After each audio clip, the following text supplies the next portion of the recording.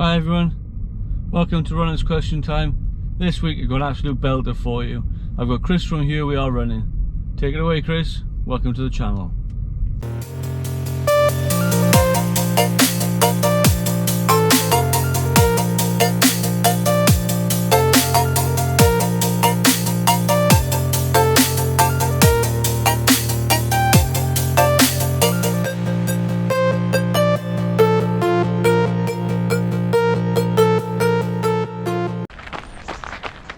Hello there, and firstly, thank you so much Ginger Ale for having me on your channel. And for your subscribers who don't know me already, my name's Chris and I have a YouTube channel called Here We Are Running. We cover races, training vlogs, reviews and pretty much anything else running related.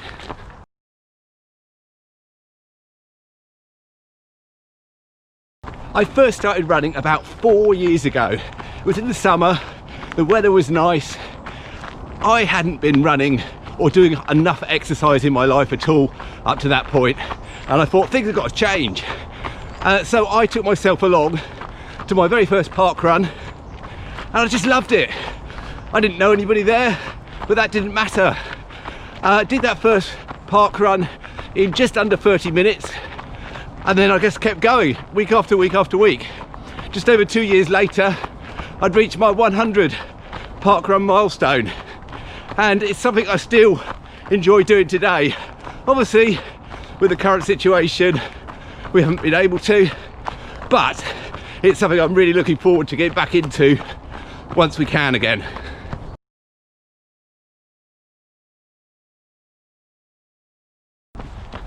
My big goal this year was going to be running the Manchester Marathon. Would have been my third marathon. I'd done most of the training for it, but of course, like every other race in the country, the world, it was postponed, probably cancelled altogether for this year. So I've had to set myself little challenges instead. We're doing some time trials. I achieved my first sub 25k, and I also ran my first ultra marathon distance run of 50k on the trails. My current challenge though is to run a faster half marathon. I don't know what time that will be. It may not be a PB, we'll see. But we're in the middle of a training plan now that is specifically designed to get me running a faster half marathon.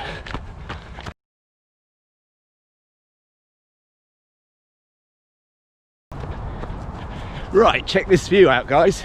We've made it to the top of Reigate Hill. Bit of an incline there, but enjoyable run. Nice morning run for me today. Right, I actually covered this topic on my weekly training vlog, how to stay injury free. And I wouldn't normally cover this at all because I've had my share of injuries in the past, but I have been injury free now for around a year.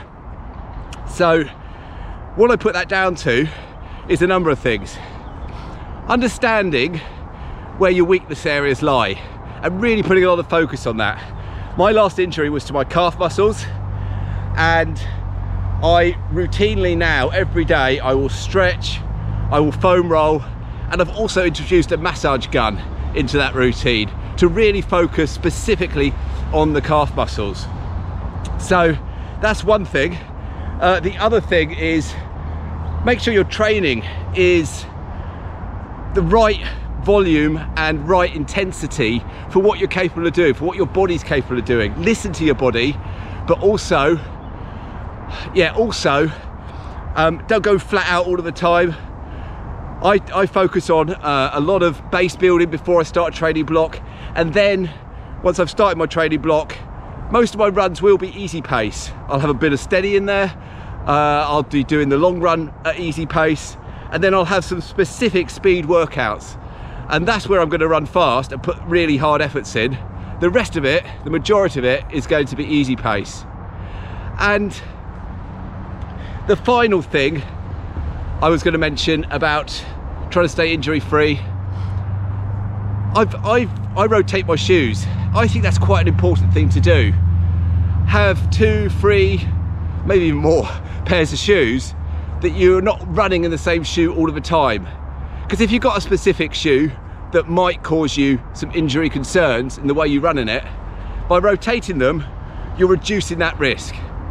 So there you go, 3 little tips there for what I use and what I attribute to staying injury free for the past year.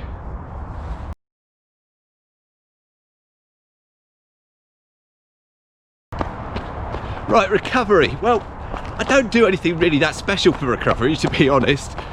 As I say, I do stretch, foam roll and massage gun after each run. But other than that, I would say I just look to replenish the calories really. So I'll make sure I have a good meal, some electrolyte drink afterwards. That's pretty much it, to be honest. Nothing special there for me, but seems to work.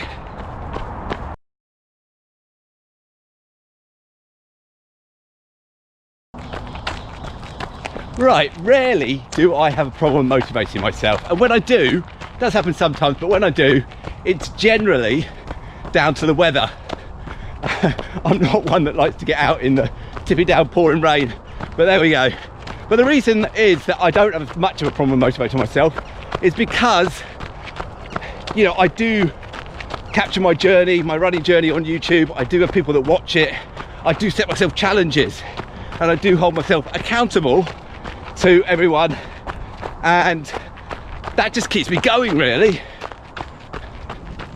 But if you are having problems motivating yourself and you just have lost love of running, then what I would say is set yourself a challenge. Maybe we can't do races at the moment, but maybe do a virtual race. There's loads of them out there to choose from, and just have something to work towards that could hopefully help to motivate you to achieve some goals.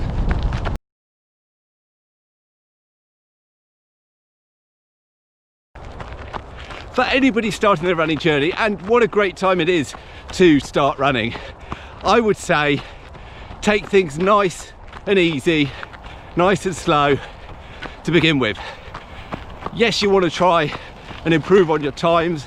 That's one of the biggest challenges of doing running, is to try and beat yesterday. It's one of the slogans that other brands use, but you know, it shouldn't all be about that. It's about going out and enjoying yourself. It's about working towards something nice and easily. If you go out and you run really fast every time you run, you will naturally improve to begin with, and very quickly though you're going to end up getting injured. You're going to reach a peak and you're going to be pushing yourself too hard to get over that peak.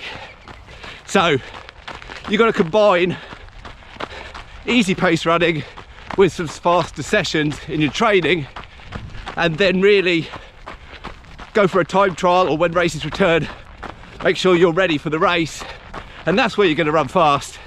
But don't go out every day and try and run fast. That's my top tip for beginners, and the reason I say that is because nearly all beginners, including myself, just used to go out and run fast every time we ran.